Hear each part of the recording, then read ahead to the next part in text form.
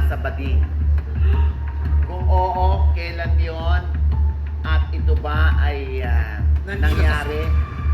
Nandito sa studio. Ituro mo lang. Ano to? Totoong question to, no? Peke Hindi, question. pero wait lang. Sa totoo, guys, wala. Like, Wala. in my how many years? Like, 5 years being in the industry. Parang so, Kailan mo huling chinek yung cellphone mo pagpasok mo ng studio mo? Mamaya pa naman tayo. Kaya nag-PM ako sa'yo last year, ha? Tingnan mo, baka nag-message si Oliver Carney ng alam mo.